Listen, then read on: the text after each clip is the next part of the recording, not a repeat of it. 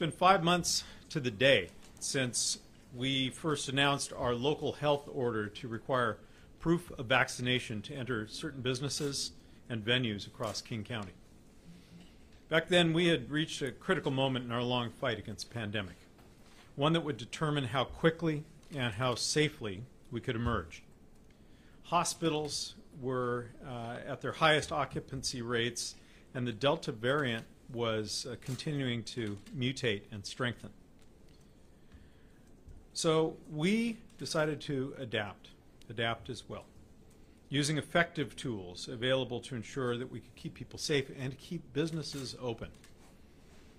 Vaccination verification, along with masks, along with testing and other measures, has helped us reduce the risk of exposure to COVID-19, to protect people, and to move our economy forward. King County is among the best vaccinated major jurisdictions in the country, with nearly 2 million of our friends, family, and neighbors taking the steps to keep themselves, their loved ones, and all of us safe. The statistics are currently that I believe upwards of 85% of the population 12 and over have been fully vaccinated, and a very large percentage of those folks have gotten their boosters. Now, with that kind of success, we are entering another critical period in this ongoing pandemic, recovering from the Omicron variant stage. Thankfully, the outlook is hopeful. Following this major surge in infections, this major surge in hospitalizations, COVID-19 cases and hospitalization rates are decreasing. Our vaccination and booster rates continue to increase at the same time. So let's be clear.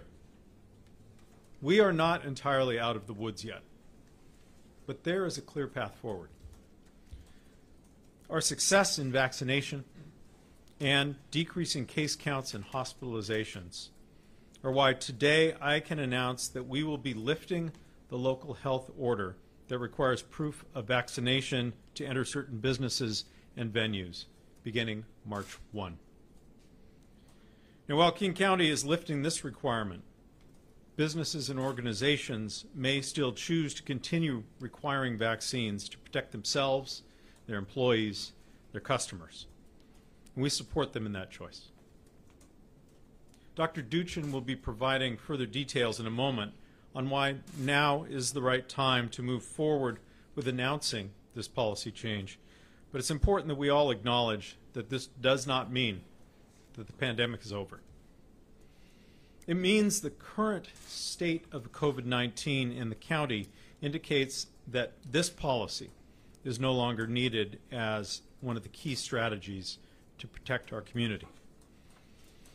We've had to pivot and shift strategies throughout the pandemic based on science, based on evolving conditions in our community.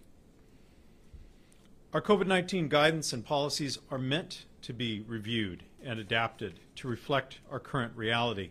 That is why we are also announcing that both county and city employees will start heading back to their offices in March.